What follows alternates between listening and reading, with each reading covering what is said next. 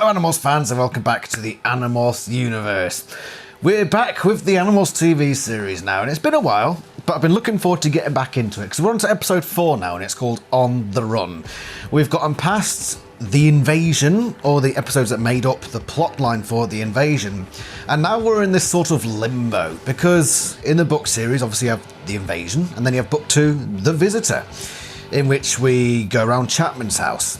This episode finds somewhere in between that and inserts a storyline regarding the Andalite disc, everyone's favourite MacGuffin, the Andalite disc.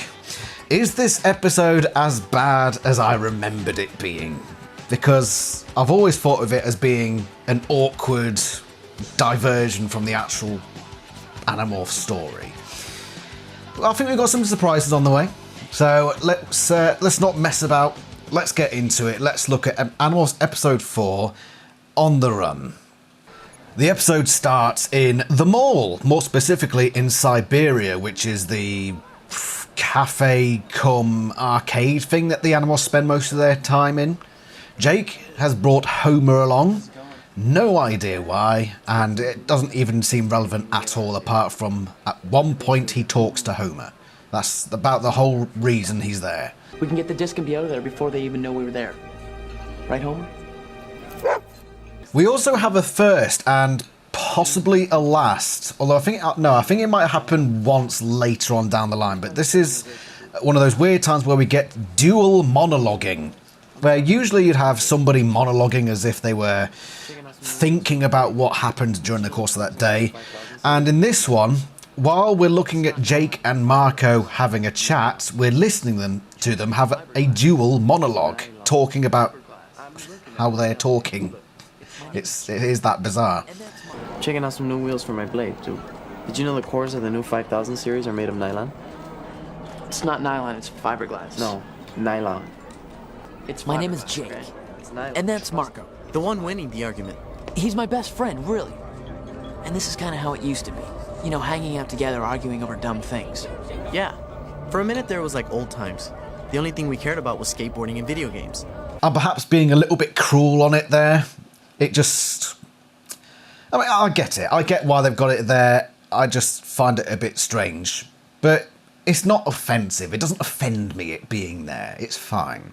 And actually, this scene isn't too bad. I think the scenes with Jake and Marco in Siberia in this episode are actually quite good. A little irrelevant, but still quite good. That adds character.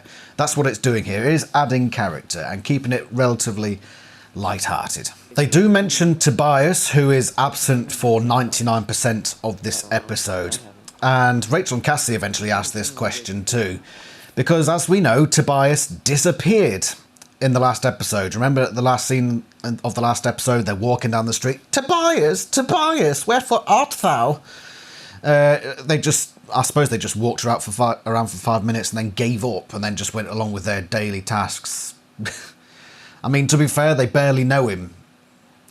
Although, Sarah did say that Tobias is Rachel's boyfriend, but obviously she's not that good girlfriend material because what we'll see later is she knows he's missing, but she doesn't really give a damn. Something then happens. Every computer in Siberia suddenly gets this email through. You have email from Andalite. There are so many questions that come with this. One, is it just the computers in Siberia? The answer to that, theoretically, is no, because how would the Yeerks know that the Animorphs are in Siberia? They wouldn't know that, because else they'd already have found them. So it must be wider than Siberia. Is it the mall? Probably not. Why would the Yeerks know that the Animorphs were in a mall? And then later on down the line, Jake says, meet me at the mall, so that would seem completely redundant. So it must be city-wide? I'm imagining that's where it's done. Maybe even nationwide. I get the feeling that, you know, if the Yeerks truly believe this is Andalites, they might think, well, the Andalites wouldn't take long to travel from one city to another, so might as well go for the whole nation. Okay? So every computer in at least the city, possibly the nation, possibly even the world, has received this email. And not only did it receive an email, but the whole computer went into There's Homer, by the way. That's why he was there. He had to bark at the screen. But every computer went to static. Homer woofed. And then every computer gets this. It's no more than just your average Yahoo Mail screen. It comes up with this whole PowerPoint thing, complete with rotating vertical text. Who knew that the Yeerks were so adept at PowerPoint? Basically, the Yeerks are saying, we have your disk. And this must have been sent to every computer in at least the city. Is it not concerning to the Animorphs? Is this not the main plot line where they think, hold on, the Yeerks can just transmit a message to every single computer?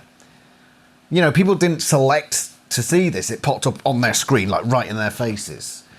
Is that not worrying for the Animorphs? Is that not going to be the plot line for this episode? How are the Yeerks doing this, hacking into every computer system? Surely that's a disaster waiting to happen. No, there's none of that. It's just a freaking email and nothing is really said of it. What is the content of this email, you might ask? Well, the Yeerks have apparently kidnapped the cameraman who filmed episode 1 and photoshopped out the picture of the Andalite disc. How do I make that bizarre suggestion? Well, look at this picture. I saw that and I thought, hold on a minute, where have I seen that exact disc before? Here it is, okay? So I went into Photoshop and I took screenshots of it from there, and then from Elfangor holding it in episode 1. And they're exactly the same shot. The highlights, the reflections are exactly the same. And you might think, well, it might just be lucky. But no, look, I've drawn a big yellow line. And it matches the exact angle. So they've taken the cameraman who filmed the episode, interrogated him at Drake on Beam Point and says, give us your footage because we need a picture of this Andalite disc. And then they've cropped it out and put it in this email. Now, in all seriousness, why did they have to do that? Why didn't they just take a picture of the disc rather than go back to what they filmed in an earlier episode and Photoshop it out to crop it into this email? Why did they do that? What have they... They've still got this MacGuffin. Just take a freaking picture of it. Why did you need to do that? I'd also like to point out that the patterns on the disc, it looks like it says DEI. Just those Republicans wait for the Animorphs to unleash this disc. They're not going to like the contents of it. So in the space of about 5 seconds, we've got about 1 million different questions. Firstly, yeah, why are they using a photoshopped image from another episode when they could just take another picture of the item in question? Why have they managed to infiltrate every computer, presumably in the city? And that's not an issue, apparently. Why have they projected pictures of themselves? Look, you've got these freaking Yeerk slugs floating in the background. Why are they putting pictures of themselves when they're trying to be secret and putting it in front of everybody? Why are they doing that? And then they're just what? So unprofessional. They've got the word Andalite just floating on the screen, as if it's like a third grader's PowerPoint presentation. They've just got it circling in the screen. Why would they do this? Why? And then the next question: how did they get it? How did they get it? The last time we saw the disc was here, outside of the gardens. You think you should leave Elfangor's disc in your room? You're right, but I already thought of that. From now on it goes where I go. Now on it goes where he goes, and he taps his pocket, his denim pocket. Sean, get over here. You, my friend, are the silliest of silly buggers, okay? Here he comes. He can't fit in the screen. There we go, you can sort of see his chin. You're too bloody tall, aren't you, Sean? In fact, go away. I'm going to tell you you're silly and then put you over there, right? So why is he silly? Because he stuck to his word. To be fair, he stuck to his word. Because the next scene after this, the Animorphs go to the Yeerk pool. So you're going to put this important disc thing in your pocket and then walk into the enemy territory. And then you're surprised when the disc suddenly disappears. Because you've been running around like an idiot and it's dropped out your pocket.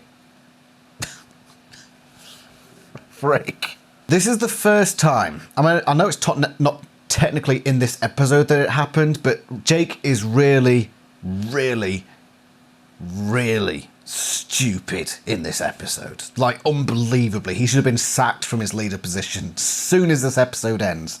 But this is the first step. The first step, taking an important item into the Yerk pool, just in your pocket. And then not realising it's disappeared until, what, the next day? The next two... How many days have passed since the Yerk pool incident? We don't know. I can imagine it's 1 or 2. But he's only just now realised that the Yerks have taken his disc. Oh, the disc! Shut up, Jake. Jake then takes his stupidity to the next level. And he suggests this to Marco. We'll tell them that we lost a disc last night at the school so they know we're for real. Whoa, cowboy. Let's tell the Yerks that we lost it at the school so they know it's for real.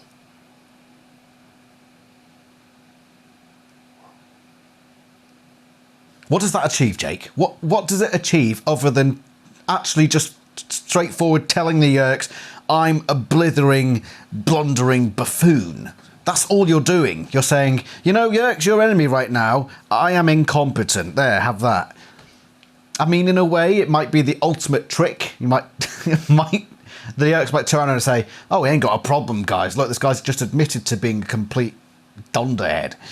But no, it wouldn't work like that, would it?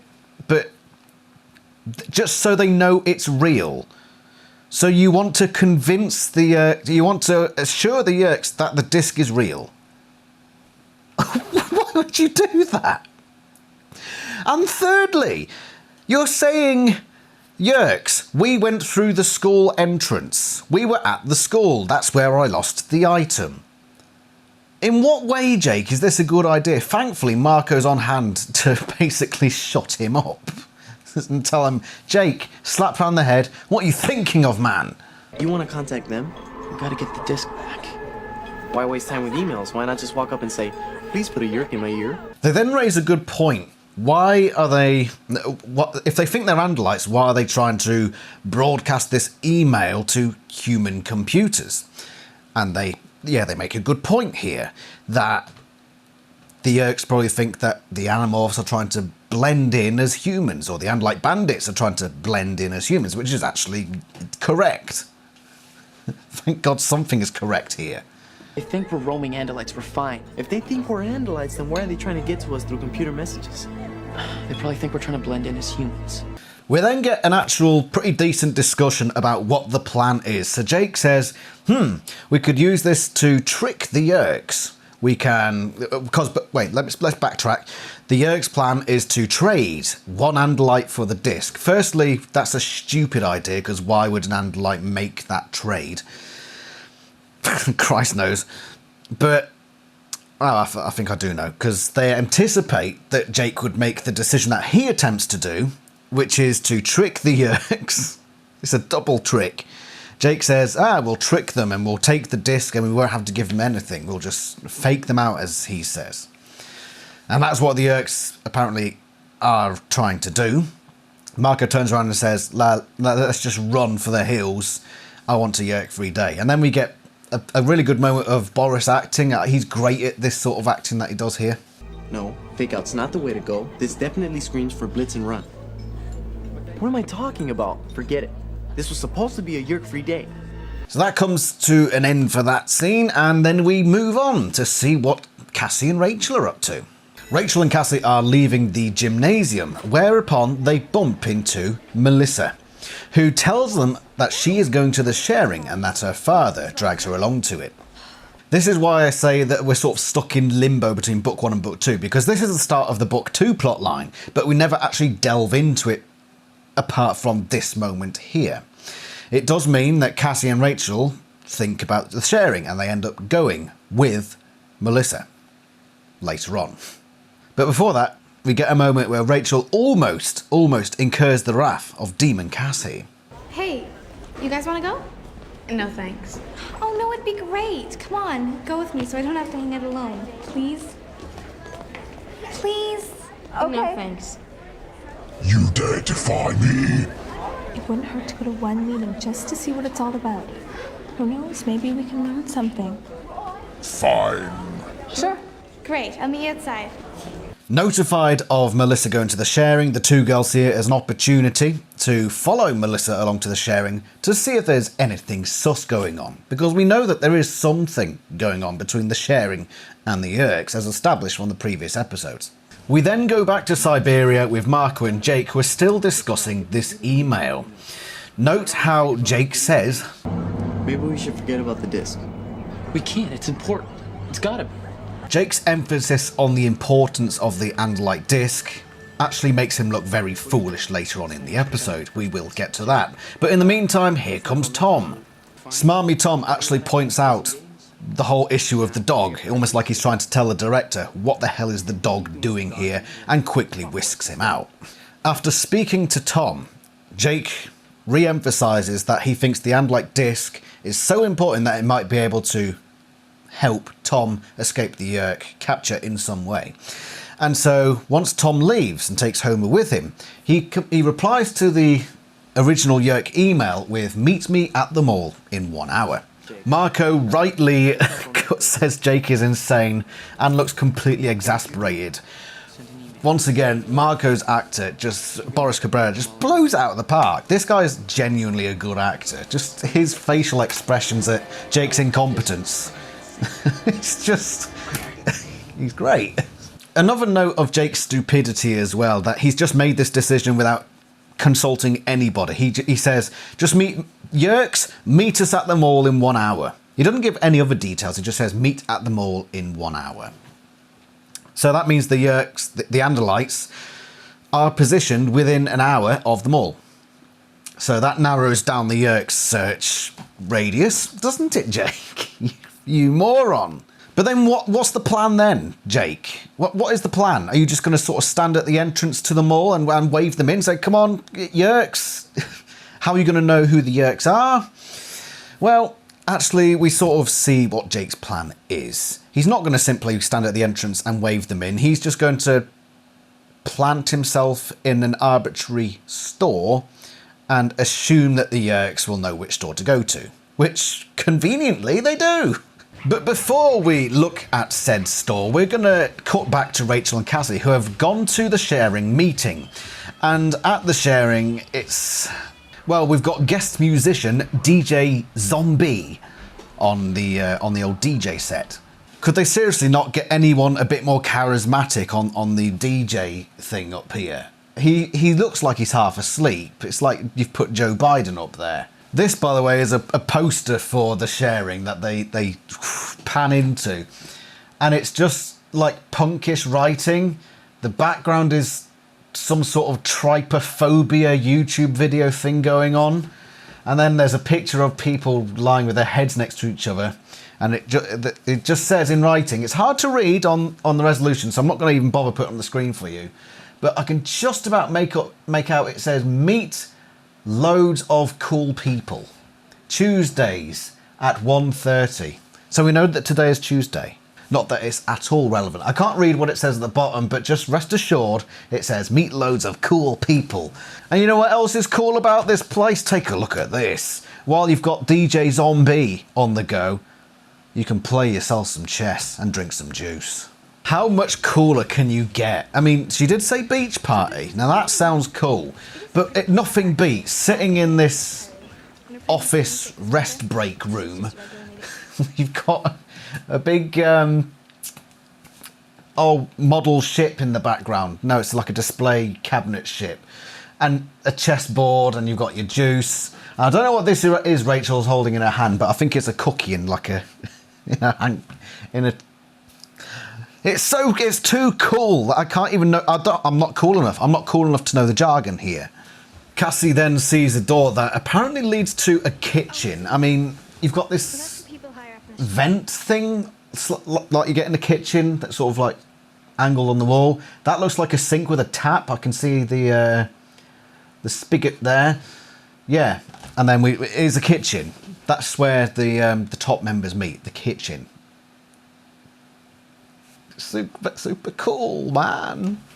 Her intrigue aroused by the kitchen room where the big members go, Rachel runs off and she's going to morph in the bathrooms in order to spy on the special meeting. Rachel then morphs Fly in the restrooms. And how do you know that she's morphed a Fly? Because her vision is upside down. And they've changed the colour. That's basically how you know it's a Fly. Unlike in the books where they say it's like looking at 100 different computer screens. You know, that would have been a cool effect. No, we just turned the screen upside down and changed the colour somewhat. And I used to think, and I thought this when I watched this with Raptor, and I think my previous watch alone, I thought that this person walking into the restrooms was a bloke. Why did I think that? Because it looks like a shaved head. But I actually slowed this down and looked upside down. And I can see that it's almost like she's had her hair pulled back into a ponytail, because I can see it looping back here. And she's also got very female features. If you look upside down, yeah, it's quite clearly a female person. Because, you know, it's usually quite easy to tell. So I'm sorry, random background actor, you aren't a bloke. You know, just all I had to do was make sure I looked the other way around and paused the video and I can see that.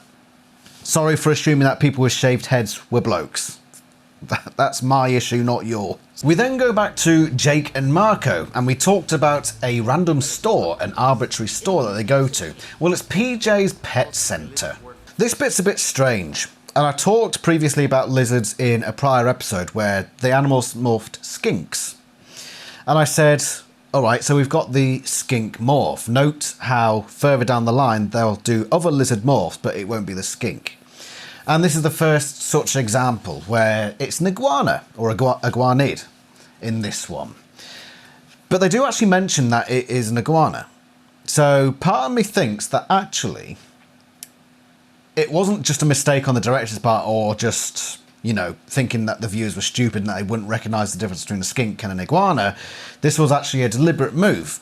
And what backs me up here on this point is that when Marco walks into PJ's Pet Center, he knows exactly where to go.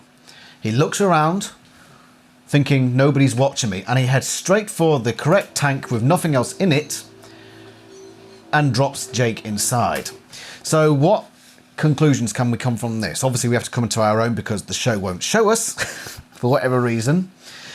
My theory is that within the last hour, because there's been an hour, remember Jake said meet me in the mall in an hour, they've gone to the pet store, found an iguana, found an empty tank, and they've said, right, so I'm going to acquire this iguana, and then I'm going to go elsewhere, morph the iguana. Marco, you then carry me back into PJ's Pet Center and put me in that empty vivarium. This would come with its own problems. For example, the store manager might see this. Even if he didn't see Marco putting the iguana in the tank, he might walk past it later and think, when did I ever have an iguana in that tank? That might cause problems in some way or another. But I think that's how it's panned out. Because previously, before watching this episode back now, I just assumed that Jake already had the lizard morph, just the generic lizard morph, and he morphed it and Marco walked in and put him in a random tank. I actually now think it was pre-planned. They've gone in before this, and then Marco's come back in again. Or Jake has gone in on his own, gotten the iguana morph, located an empty vivarium, gone out, told Marco, morphed the iguana, Marco snuck him in and put him in that vivarium. That would make sense. And it would have been bloody helpful, show, if you'd have actually just shown us that, so there's no confusion on the matter. Marco then proceeds to leave Jake in the shop on his own. Be right back. Just hurry up. What is the purpose of leaving Jake on his own? Well, let's find out. After we cut back to Rachel and Cassie. We're going back and forwards in this episode between these two groups. Don't worry, they'll come together eventually, but we are just bouncing back and forth. And now Rachel is the Fly. What does she find out in the secret meeting of the sharing? As of this morning, the school entrance to the pool has been sealed off. If the Andalites try to use it again, it'll be as if it was never there. The Yeerks are talking about recent events regarding the Yeerk pool. Specifically, they mention that the school entrance to the Yeerk pool is closed. We then have this girl who looks both 8 and 40 years old, somehow. And she's apparently the leader of this little group. And she says, this is a disaster because it's the only entrance into the Yeerk pool. If it stays closed for 3 days, we'll all die of starvation. By the way, I told you it was in a kitchen. They've just got hanging bits here and they're just standing awkwardly in a line. But they're just... it's just... Why is this so awkward? Have them sort of standing around a table with their thinking caps on, you know, rather than just 8/40-year-old person. Then changes the topic quite suddenly to inform us that a plan has been put in place in order to capture the intruders from last night in the Yeerk pool. All right, on to other business. A plan has been put into motion to capture the intruders from last night. And then she slaps Rachel. She kills Rachel. Once we have them, we'll squash them like bugs. By the way, we never see this character again. So it actually doesn't click until you really think about it that what the plan is she is referring to, because she's not involved in it. Not at all. She's gone now after this scene. Bye, evil 8/40-year-old. The plan apparently is the one that we're about to see happen, or the one that's already been starting to happen. That started with this email going out. Oh, we're going to swap you the disc for one Andalite. That's apparently, I think that's the plan. I think. It doesn't say, because we never see these people again. We just go into the sharing meeting and they say, we're all about to die in a minute. Also, we have an evil plan in action. And then she kills Rachel, and then that's it. And then what happens next? I think we go back to Jake and Marco. Shall we find out? Indeed, we're back to Jake and Marco. And it's Marco back inside the mall, and he goes up and shakes the hand of a security guard. Marco has apparently acquired the DNA of this security guard here. Now, the problem I have with this episode, I'm going to say it now, is that it's got loads of the right ingredients. They're just sort of not very well tacked together, because today, I've watched this and I've actually thought about everything in depth. I've actually written notes. I've said, why does that matter? Why does that matter? What's that doing? What's that doing? Every time I've watched this episode before that, everything just seemed to happen for no reason at all. And I've only just realised today, or figured out today, why this guy is actually in the episode, because I've actually had to think about it. It's just not very clear. You've really got to get the puzzle pieces and stick them together, which usually I like, but this episode is so inconsequential and everything that happens is so rubbish that it just seems like you're putting in a lot of effort for no reason at all, and it just makes me feel a bit... But so why is this guy here? Well, we are going to discuss it as things progress. But regardless, Marco has this guy's DNA. And now he's about to go into a bathroom where he's perfectly camouflaged. Marco tries to blend into the bathroom stalls, but then realises his jeans are the wrong colour, so he cracks on with the mission at hand. After checking that all the stalls are empty, he goes into the final stall and attempts to morph the security guard. This plan fails. For whatever reason, he's unable to morph the security guard. Why? It's a good question.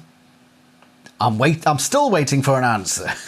It's also clear that Marco is in pain having attempted this, with his exclamation of "Ow." So why isn't he able to morph the security guard? I'm not sure we actually ever get an answer for this. And I've watched the episode in detail today, unless I completely missed it. But for whatever reason, Marco is just unable to morph this security guard. And what effect does that have? Well, it's almost a plot contrivance, really, because it allows things to happen further down the line. But next up, the Yeerks enter the fray. Arnold Schwarzenegger enters the mall and immediately travels to the pet store, the exact place where Jake put himself. How does he know to go to the pet store? Well, the script told him to know. That's about as far as I can get with that, really. Anyway, Jake sees Arnold Schwarzenegger controller enter, and we know that he's looking through lizard eyes because, once again, they've basically inverted the colour scheme. I mean, in a way, you can sort of justify it in your own head why both Jake and the controller would just assume that this was the meeting point. Jake and the controller would probably just think, why would an Andalite just go in a human body? Why would they not go in an Andalite body where, you know, they're distinct? But again, that just seems strange. It just seems like a plot convenience, effectively. But anyway, the controller starts talking to the animals and asking if they're Andalites. Andalite, show yourself. Arnold Schwarzenegger controller has the disc, and Jake convinces him that he is a parrot. I'm the parrot. Jake then privately thought speaks to Marco, who is still in the bathroom, and who has also apparently forgotten what thought speech is, and just completely fobs Jake off. Marco! Marco!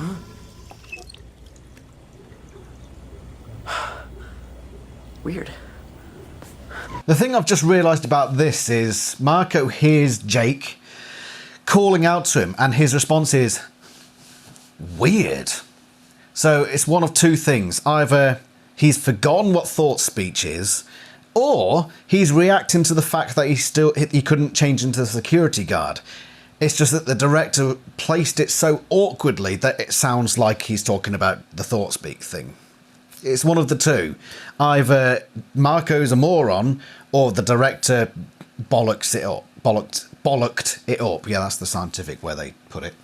Jake, pretending he's the parrot, tells Arnold Schwarzenegger controller to place the Andalite disc on the iguana tank. The controller obeys. We then get Marco coming back into the store, walking right past Arnold Schwarzenegger controller and the parrot in his big, bright orange jacket. Marco then stands right beside the iguana vivarium where the controller put down the Andalite disc and stays there for probably about 20 seconds. And Arnold Schwarzenegger controller, who's just put this Andalite disc down there, at no point even glances over that area where the kid with the big orange freaking jacket. This is ridiculous. Look at this handsome chappie. Ain't he a dream? But anyway, he's apparently a complete moron. Or is he? The deal was one Andalite for the Andalite disc. This guy has just put the Andalite disc on a random, arbitrary, apparently, location at the Andalite's request, and then walked away and not even looked back to it, as Marco, in the background, has stood there for about 20-30 seconds, eventually grabs the disc and takes it. Meanwhile, Arnold Schwarzenegger controller is confronting the parrot, who has told him that he is the Andalite. And so right, let's think about this. The deal was the Andalite for the Andalite disc. So why would Arnold, obviously big, strong Arnold, why doesn't he just take this parrot, like shove it in his... He's got a big old bloody bag, this guy. He's not going to have a freaking problem, is he? But he doesn't. And we never see if he takes this parrot, because this is the last time we see Arnold Schwarzenegger controller and the parrot. I'm thinking that this was all deliberate. This guy knew exactly what he was doing. Sort of. We know from further down the line that this isn't actually the Andalite disc. It's a fake with a tracker on it. So Arnold has put this thing down knowing full well that an Andalite's going to take it and be tracked down. So he's playing the act of the moron, who then gets conveniently distracted over another part while the Andalite disc gets taken away and the Andalites are tracked down. So you could say he's being very clever. But actually, is he pretending to be stupid in order to appear clever, but in doing so he's acting particularly stupid? It's like a triple whammy. Because why doesn't he just look at Marco now? Instead of thinking, oh, the tracker will find these Andalites, Just look at the kid in the bright orange freaking jacket and chase him. Because he's then the Andalite, isn't he? With the tracker. And if he's not, what if this is just some random kid? Then that's the mission failed. Because if some random kid just steals this tracker, then that's not going to lead you to the Andalites. So you've both been very clever, Arnold, but also incredibly stupid to have not at least glanced over at Marco to see, hold on, that kid in the orange tracksuit. Guys, kid in the orange tracksuit, that's your guy. That's the one that's taken the tracker. No need to even track him. Just find the freaking massive orange thing that sticks out a million miles. Unless he's standing in the bathrooms, in which case you're going to have a tough time of it. So I don't know whether this is either really clever or really stupid. But I'm erring on really stupid, because everything about this episode is completely stupid. This episode should just be called The Battle of Stupidity, because they're both out-stupiding each other at every opportunity. We'll see it go. We'll see how stupid things get from now on. It's like a British sitcom, this bloody episode. Yeah, the last time we ever see Arnold is this massive threat that he gives the shop owner. He's a store mascot and he's not for sale. Excuse me. Really? Well, I say he is for sale. But we never see him again. He's gone now. Just like the 8/40-year-old. It's just like they put him in there and they promise a whole load and then deliver absolutely nothing. This episode could have been really good, but it's just like it feels like you had 5 different writers all trying to get their plot into the story, and eventually nobody gets their payoff. That's what it feels like to me. Da da da! And then the security guard stops Marco. Shoplifting? I didn't steal anything. Look, kid, just get back to Lizard before you get yourself in more trouble. This is where the episode does make sense, and I appreciate what it's trying to do, because earlier Marco tried to acquire this security guard who was a bit like, what is this kid doing? And what I think has happened, that seems to have been implied, and at least in a good way this time, is that the security guard was so weirded out by this kid in this bright orange jacket that he actually started to keep an eye on him. And he saw... What lizard? He saw Marco taking Jake out of this enclosure. He must have been looking from afar at PJ's pet centre thinking that orange jacket kid was acting very strangely. He's just picked up that iguana and walked out that store. And that's where we get this scene here and the inevitable chase. Marco then gets away from the security guard by getting Jake to bite him on the hand. The security guard is hot on Marco's tail, not even 5 meters behind him. Then suddenly, he's so far behind that both Jake and Marco have time to swap morphs and positions. Seriously, Jake is an iguana in Marco's pocket. And then in the middle of the store, right in front of everybody, like right here, where there's people, what probably happens is Jake comes out of Marco's pocket and then they both morph simultaneously. Jake demorphs and Marco morphs into Rat, and then Jake puts Rat Marco in his pocket, because that is what we see here. Ow! Cut it out. You had an old sunflower seed in your pocket. I couldn't resist. Change back before I get rabies. How does that happen? The security guard was like 5 meters behind just a second ago, and then he turns the corner and you've both done speed morphing. This is extreme speed morphing. This is bad. Because speed morphing on its own, like in the previous episode where they walk behind a bush and speed morph and appear out the other end, at least you can sort of justify it by saying we're not going to waste time by having a prolonged morphing sequence. This is just speed morphing at its worst. Where, yeah, it's speed morphing, but also it doesn't make sense in the context of what's going on around you. It just seems really lazy and awful. We then have the Yerks arriving in some vehicle with a radar tracking thing going on, and Visser 3 talking through a hologram. The 2 fumbling, bumbling idiots in the truck suggest going in to get the Andalites, but Visser 3 somehow knows that the Andalites aren't yet grouped together. He says, no, hold back, don't go in now, we're going to wait until they gather together. Which is when, Visser 3? How does it... You've got one tracker unit. One Andalite disc that you're tracking. How is that going to tell you if you've got multiple targets with that thing? It won't. I don't understand your logic here, Visser 3. And his logic gets even worse later on.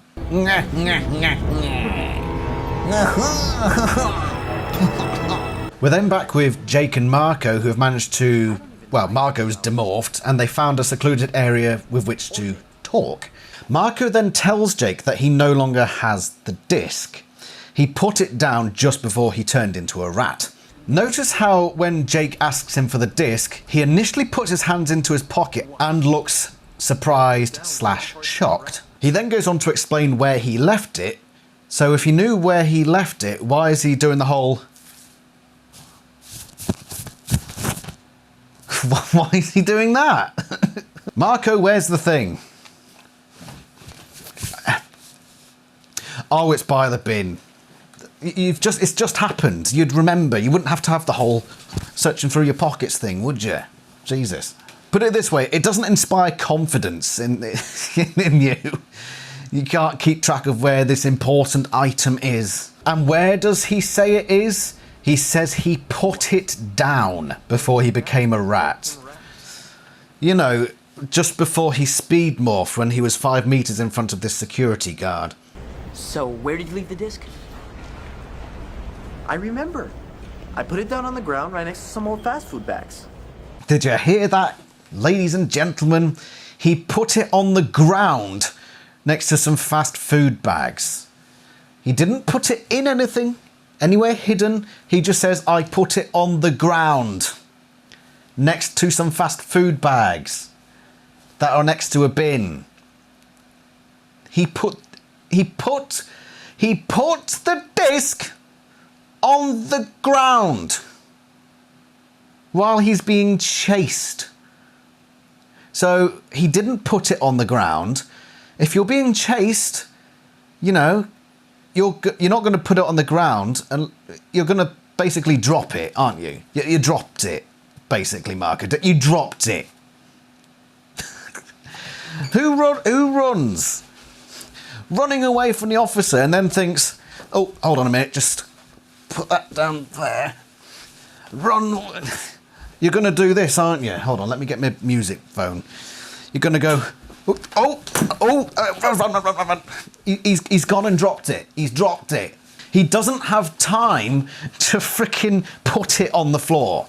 Nor is that a reasonable place to put it. So yes, he frickin' dropped it. Just admit it, Marco. Why didn't you take it to the spot where you were going to demorph, you know, where you could have kept hold of it? Drop it there on the floor, not in some random arbitrary place on the bloody floor. This, of course, means that the bin man came along and put the disc in the trash and takes it outside.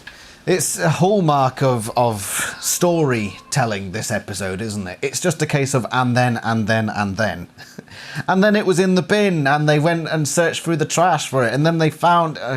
Jesus Christ, this episode had so much potential, didn't it? But it's just not right. But all this, they have put it together in a way that makes sense, and it all starts from the whole security guard thing. You know, the security guard who Marco tried to morph. And I understand now why that scene was put in there, because it all makes sense. The idea was, and Jake says this, I think it was Jake who said it, was that Marco would morph the security guard. So he went out and acquired the security guard morph.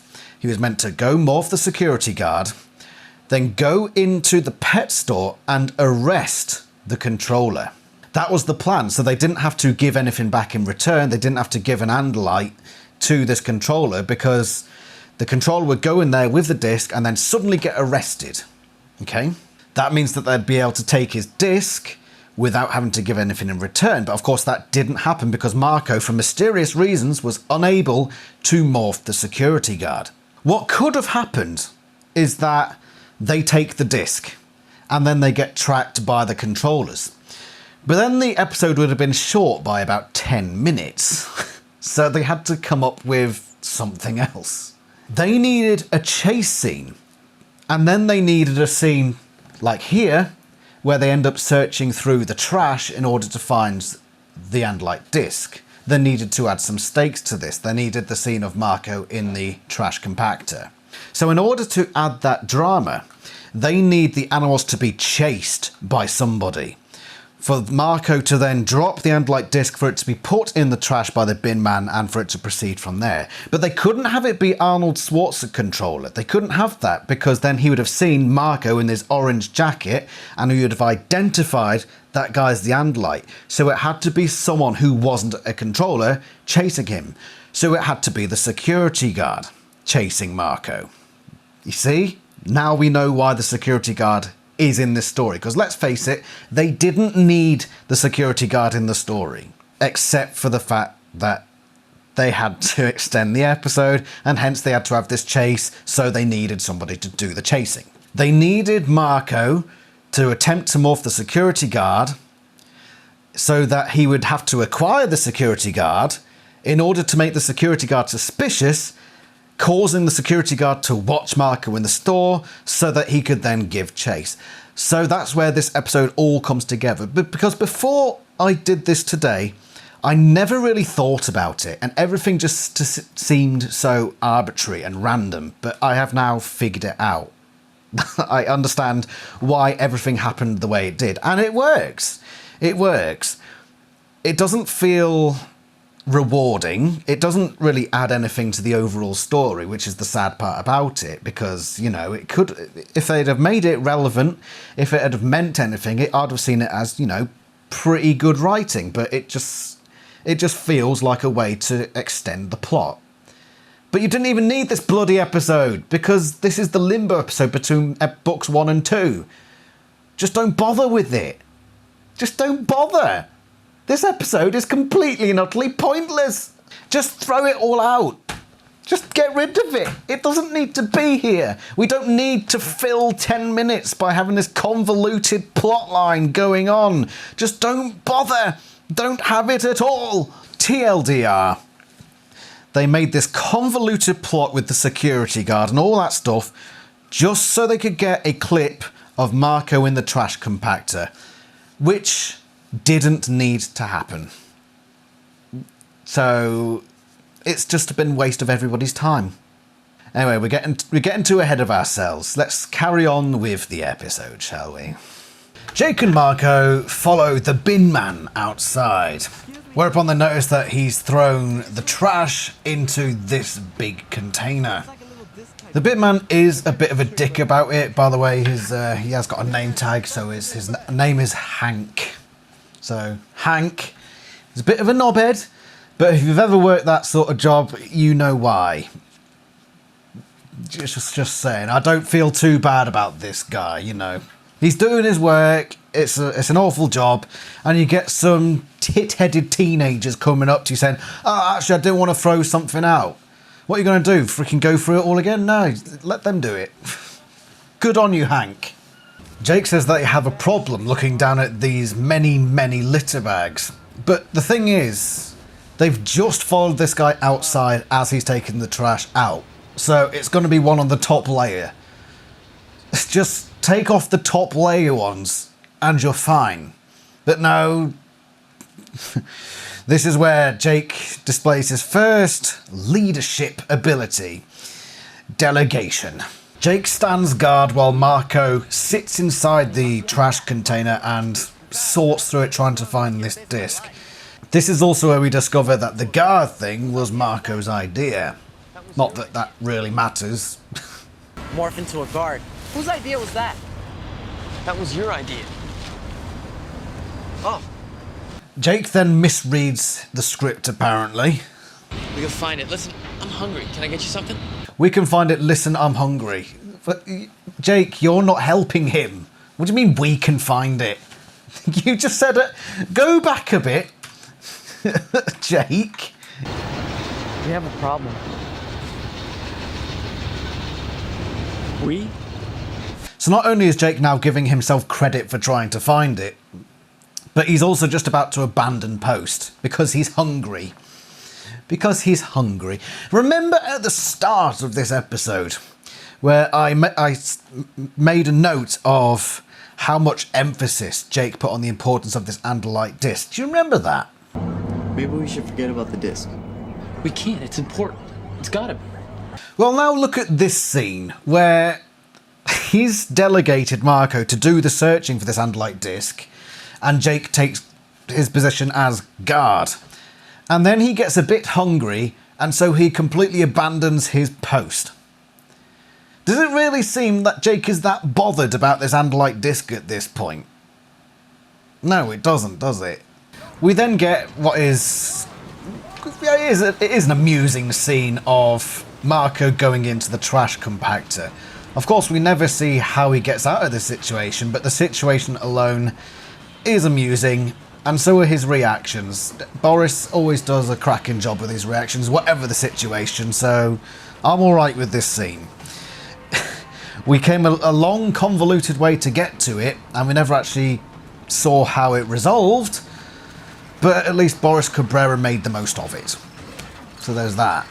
Jake comes back just as Marco's been thrown into this waistcoat truck and finds Marco is missing. So what does Jake do? Does he do something intelligent? No. Does he do something reasonable? No. He morphs dog in the middle of the bloody street. Oh, man.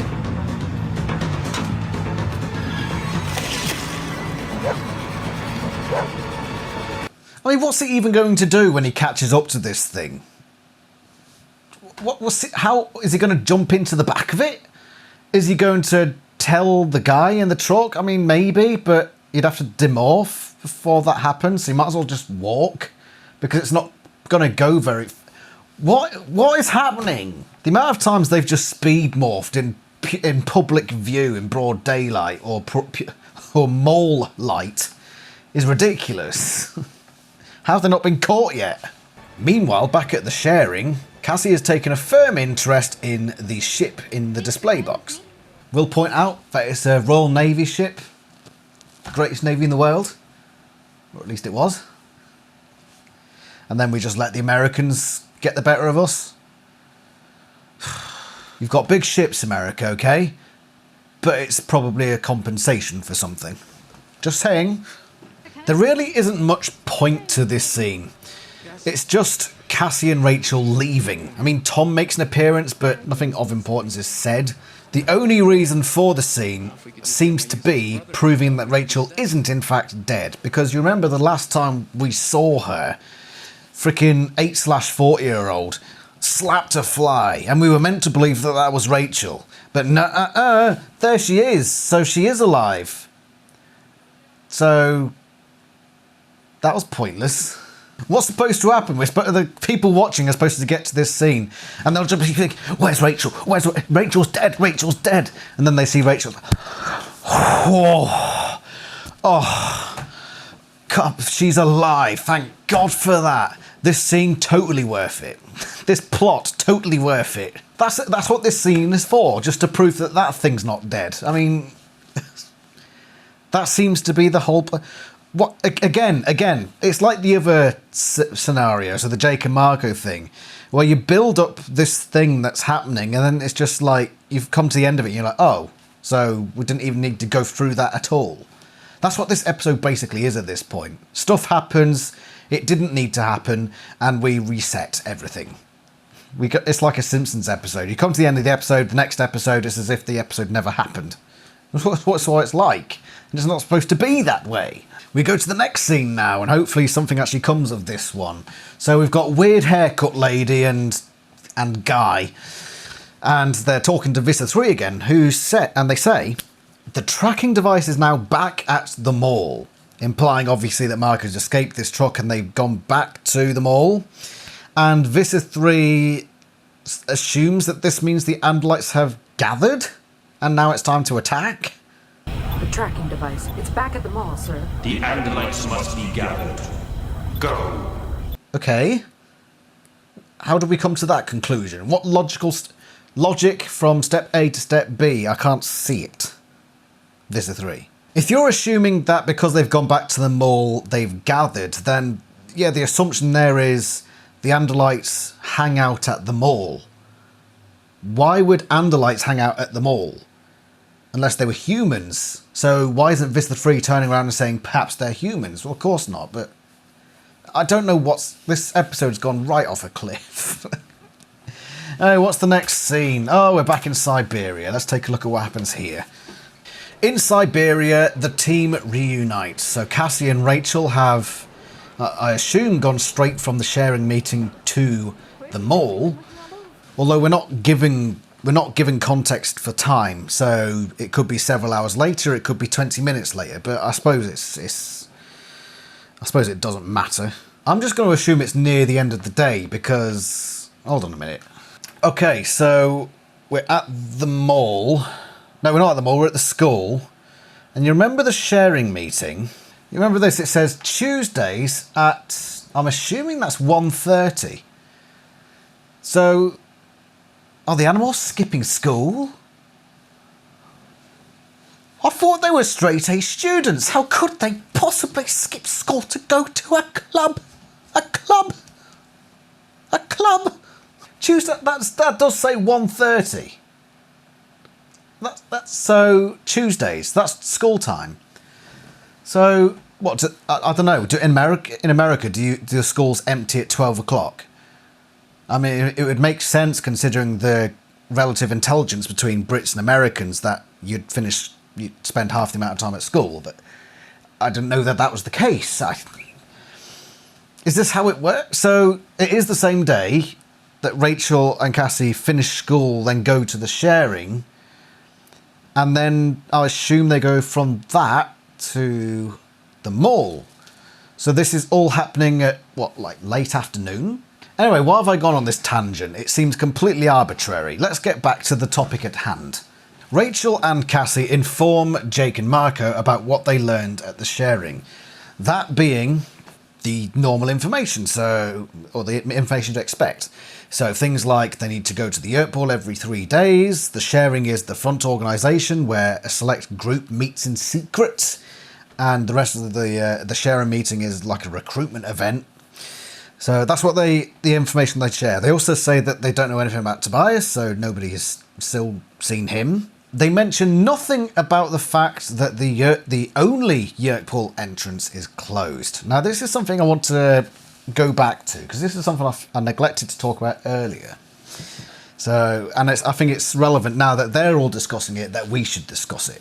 8/40-year-old basically confirmed for us that there is the single entrance to the Yurt Pool. Now that entrance has been blocked off, that means the Yerks are at risk of starvation. So that would imply that there is no entrance in or out of the Yurt Pool. At least not for big groups. There might be like construction workers, whatever. What are the things we can imply from this? The first one is that we can basically confirm that there are no other entrances. That's one of the things I talked about in the previous episode, looking at episode 3, because I saw all these people from the sharing going in, and I saw all these caged hosts, or laser gridded hosts, and I thought, are these from a different rejuvenation thing because they're already down here in large numbers? And looking back, it might just be that they might have all come through the same entrance from the sharing. It implies that the sharing is the only organisation that is sending people down to the Yurt Pool. Why does it say that? Because 8/40 said if it's not opened in 3 days, then a load of us will die. Meaning that on other days, the days in between, nobody's going down to the Yurt Pool. They're all rejuvenating at the same time through this sharing thing. So, yes, the sharing is basically the only Yerk front going on at the moment, and it's only operating through the school. You remember my biggest complaint about the TV series is its lack of scope. Well, in the book series, the sharing was just one way for people to get in there. In the TV series, that's it. That's all there is. And that was my suspicion, but it's pretty much been confirmed now that the sharing is it. That's it. That's all they have. Just some crappy little kids club. Great plan, Yerks, for invading Earth. A bunch of soppy teenagers. What's your game plan here? It also means this. What goes on at that Yerk pool on days where it's not rejuvenation day? Is it just deserted? Is there like 1 or 2 workers going around making sure the machinery is working? Is it just empty? Could the Animorphs not just like sneak down there and just sort of wander around without getting spotted because there's nobody there? It just feels weird. It's weird, yo. When have I ever unironically said yo before? That was... Get away. I'm in my 30s. I shouldn't be saying things like yo and hippity hoo-dah. No, that's not me. I say things like fiddlesticks and core blimey. I'm British, you see. But yeah, it's basically confirmed the things that I suspected. And it just doesn't feel right. It doesn't feel right that all the Yerks rejuvenate at the same time, from the same entranceway. It's not like that in the books, and it just seems completely illogical. Thanks, episode, for making things worse. You know, I actually don't mind this episode. But I don't know why. I should hate every bit of this episode. The very fibre of this episode should be sown with hatred for me. But whatever, this episode has got its weird charm to it. So let's carry on now, shall we? Cassie smells Marco because he's been in the trash, and it's funny. Yay! Oh, it's you. Your smell offends I. What? Marco spent the afternoon in the back of a garbage truck, almost getting crushed to death. I had to bail him out of the city dump. Turns out Jake had to bail Marco out of the city dump. That seems a bit strange. Why would you have to bail him out? Anyway, they've got the disc back. Huzzah! Unfortunately, Mrs. Stupid of the group, who before this episode was basically had the IQ of a brick, suddenly is the one to point out something very important. They outsmarted you. This isn't the disc. What? It's heavier than I remember. That's right, Mrs. I don't know what a tiger is able to measure the weight of the disc. We've never seen her hold the disc before, but trust us, she has. And she made sure to take note of how heavy this little disc was. My God, show. At least I don't think she's held this part of the disc before. She's taken the disc bit out. And if I remember correctly from the last episode, it was only Jake and Marco who held that disc. But now Rachel's the expert. I think they got the characters mixed up. Rachel's not supposed to be the smart one. We've established that in the first 3 episodes. And don't say it was me. It was the bloody episodes that established that she was the stupid one. She didn't say anything clever, or not even remotely, in the first 3 episodes. Anyway, whatever. It turns out that these 3 fumble bumblers, these cool as cucumber coolers, I've got a massive bugger off truck. They're basically walking around freaking like this, just like in the middle of the mall. We're tracking something. Nobody look. And these 2 clowns on the side have got Dracon beams just out in the open, and they're just holding them out in front of them most of the time in this episode. They just hold them out like that for average Joe Bob to see. Is it just me, or is the public completely blind in this series? Everything in this episode, everyone's just sort of like proper NPC behaviour going on in the background with this. Anyway, this guy on the right looks like older Tobias. Has anyone ever noticed that? And his hair looks like a pair of wings. Surprised he doesn't take off. I talked about these characters constantly trying to out-stupid each other, and this is the peak moment, really, where Jake and Marco say, we outsmarted the Yerks, they were being too stupid. And then it turns out that Rachel, the stupid one of the group, says something smart and points out, hold on, they've tricked you, they've had your trousers down, because this isn't the real disc. Why would they assume, the Yerks would give a genuine deal, you know, they're going to give us the actual disc? Who thought that? But then why would the Yerks think, the Andalites, they'll trade one of those for the disc? It's just a battle of stupidity at this point. Everyone's just out-stupiding each other. The Animorphs go into slow motion as they realise that they've found a tracking device. And the Yerks are after them. Oh no! Best run! And we shouldn't leave anything behind, because we don't want the Yeerks to find out who we are. So take all your items, gang, and don't litter. We get dramatic zooming in of these 3 fumble bumblers as they make their way toward the Andalite bandits. And then older Tobias just has to go and show how cool this gang is. They're so cool that they kick open an unlocked door. Look at this guy. How cool can you be? Older Tobias. Wow. You wouldn't want to get in his way. He kicked open an open door. I'm so goddamn intimidated. And of course, the tracker leads them to... No, nothing. Nothing. Do you not realise how trackers work? They don't lead you to where something has been. It leads you to where it is.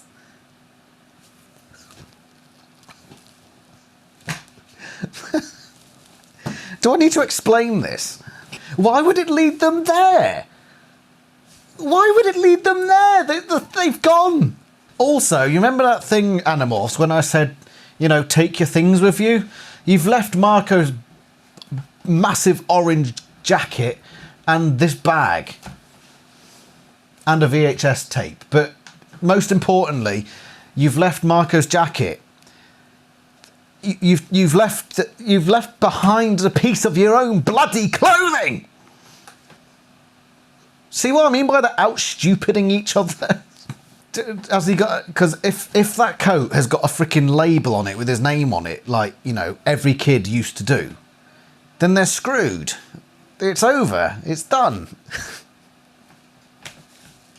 It might be anyway, because who else wears big bugger-off orange jackets everywhere? Remember as well that DNA technology was a thing during this time, so... Let's face it, invasion's over at this point. No, not the invasion. The Andalites. No, not the Andalites, the Animorphs. God. Ah, the stupidity is infectious. We then see the Animorphs as they're walking away from Siberia, and they come up with the most marvellous idea. We gotta ditch the disc, yeah. Ditch it. The disc, ditch it. And then Marco decides, no, we're not just going to ditch it. Well, then let's leave them with a message. Something moving. ¿Comprendes? Comprende? Comprende? Freaking comprende? What are you talking about? Just chuck it. Just throw it in a freaking fountain. Oh, we need to put it on something moving. Why? Why? It's a tracker. I don't understand the logic. Why do you need to put it on something moving? To prove that you're moving? Just do what you did earlier and conveniently drop it next to a bin. Problem solved. They have an argument about whether it should be an elevator or an escalator. I'm just sitting here thinking, you absolute wallopers, just chuck the language. The 3 fumble bumblers have realised how trackers work now, and they're actually tracking the thing, like, I'm sorry, I can't do it anymore. This is so bad. Just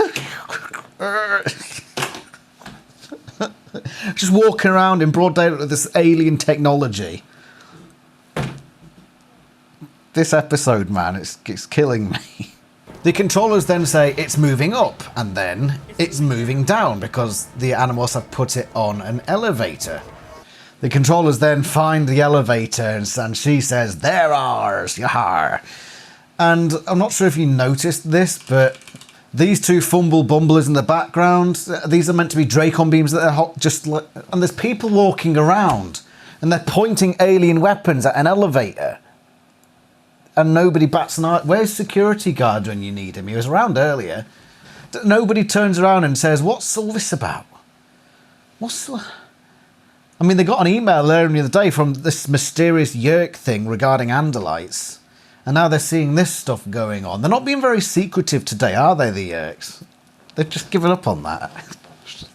It's not bothering anymore. We're only into episode bloody 4.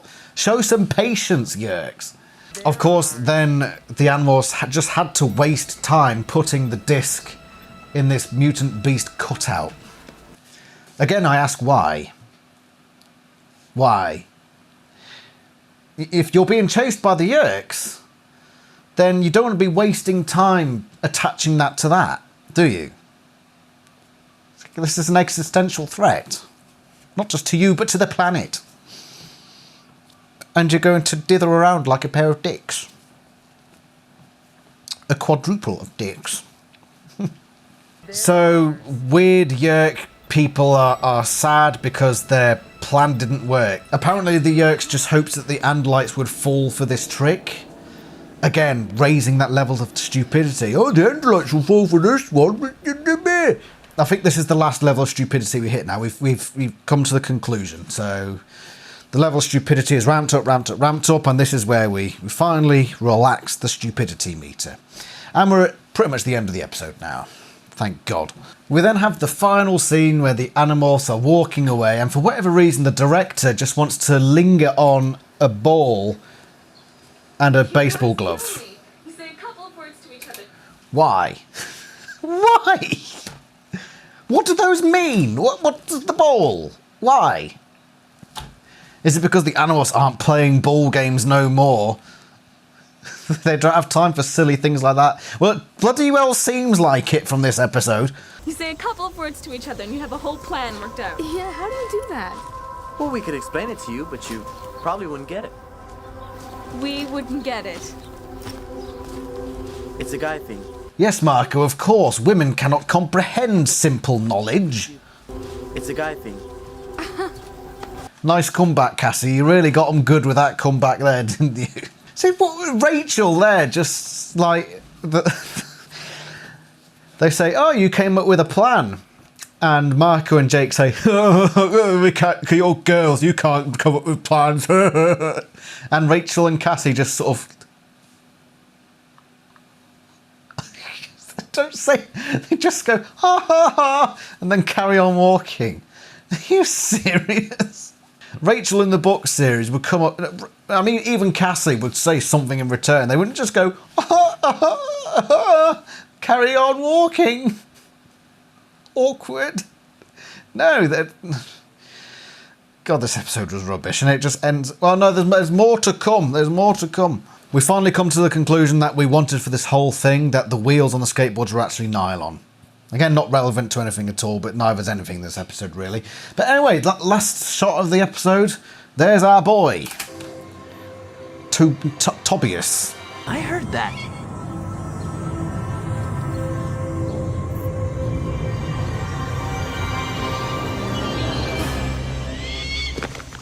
And all I've put in my notes for that is Tobias is a tit. He's just watching the Animorphs at this point. He is not helping, he's just watching them. And if he's watching them, he knows that they're wondering where he is. That his... Well, actually saying that, they don't seem that upset about his missing, do they? They're just walking around, oh, it was nylon, polystyrene or whatever, freaking polystyrene. Yeah, polystyrene skateboards, they'll be useful, won't they? So yeah, on the one hand, Tobias is just being a tit. He's just watching them from afar, not concerned about the problems he's causing or the mental issues he might be causing. But then on the other hand, the other animals clearly don't care that he's missing at all. So there's that. This is all just all sorts of messed up, really, isn't it? Anyway, that's the episode. That's where it ends. And what an episode it was. I've mentioned that it does have a charm about it. And you can tell what it was trying to do. And a lot of it was fine. So a lot of the scenes with the characters talking to each other were absolutely fine. Even the nylon versus fiberglass thing, you know, you can see what it's trying to do, but it just doesn't do anything. That's the problem with this episode. It feels like, and it basically is, filler. It is, because nothing changes fundamentally in the series. And we're on to episode 4. We could have skipped this and gone straight into episode 2. And I was thinking while looking through this, maybe as a project for further down the line, I just go through the episodes and just do some editing. Just move scenes from here to there. or cut bits out, or yeah, move something from a further episode and put it there, just to try and make it make a bit more sense. Because I think there are some scenes in this that can be nabbed and maybe just put elsewhere and it might work. Because here in this episode together, it's all just a cluster. It feels like there were 5 or 6 writers trying different plot lines and just stepping on each other's toes, and eventually nobody wins. That's what it felt like. For example, there's about 4 different villains, most of which we never see again. You've got the Fumble Bumblers with the tracking device. I don't think we ever see them again. You've got 8/40. Never see her again. And in fact, we don't. She said, there's a plan in place to get the intruders. And it wasn't tied. It wasn't connected to this plan. That connection wasn't made clear. Because otherwise you might think, oh, that girl, what was that plan she was talking about again? Because the connection wasn't made to what was going on in this episode. You could say, well, it was in the same episode, but just that she was in the sharing meeting completely elsewhere to what was going on with the mall stuff. There needed to be that connection, but it wasn't there. And we never see 8/40 again, as far as I'm concerned. There was also Arnold Schwarzer controller. We never see him again, and we never saw a conclusion to his part of the storyline where he threatens the guy at the counter.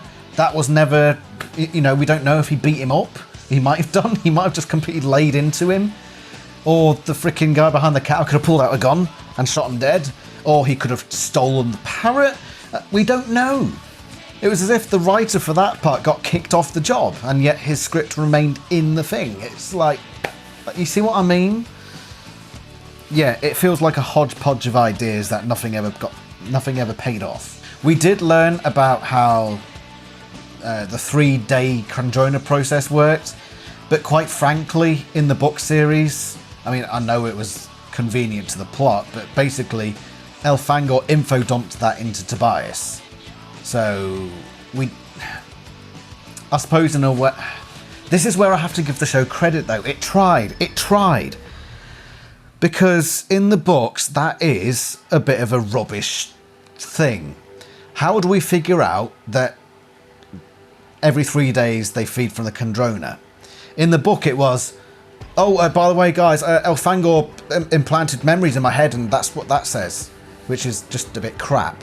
At least the TV series thought, right, we need to actually establish a way for them to figure this out for themselves. They tried, so I've got to give it credit. The execution was just so bally poor. And then, of course, this whole episode pretty much centres around the Andalite disc, which, as we know, is bollocks. Spoilers for the end of the series. Yeah, the Andalite disc, it doesn't need to be here. I get it, and I think it is the TV show people genuinely trying to make things seem a bit more organic, but it doesn't work. It needed to happen a different way. Because, yeah, the book series basically magicked everything into existence. The whole Tobias finding out about Elfangor, the whole, finding out about the Kandrona and the 3 days thing. It was basically magic in the book series, which is to the book series' detriment, I know, but it makes up for it in a lot of other ways, whereas the TV series, it's unable to bridge that gap. Final thing, everything was just so convoluted, and for no reason at all. I've gone through it enough. About a whole 10 minutes dedicated to building up to the scene in the trash compactor. And that might have actually worked if we'd have seen something happen. We just see the trash compactor coming close to Marco, and then Marco reappears down the line with some bollocks line about, I had to bail him out of the dump. No, if you're going to build up for about 10 solid minutes, if you're going to structure the plot of the episode specifically to get to that point, then you need it to pay off. You need to do something with it rather than cut away and just hope that people forget about it. That's the major failing point of this episode. And if they'd have just paid that off, if Marco had some sort of daring escape from this compactor or something along those lines, like, I don't know, Yerks intercepts the garbage truck and there's a fight there or something. Just something to pay it off, but it doesn't. It doesn't, and it's a letdown. Overall, the episode has potential. And I think if in the future I do edit it down, I'd probably have a few ideas to try to make it better in some way. If that means connecting it to another episode. But yeah, it felt like it had too many writers with too many ideas and they just crammed it all in there. That's what it felt like. So thank you very much for watching. Is this better than the last episode? It's close. The Underground was bad. I'd say this one's probably just a little bit worse. Anyway, tune in for the next one when that eventually happens. Thank you very much for watching, and I shall see you again somewhere else in the Animorphs universe. Ta-ra!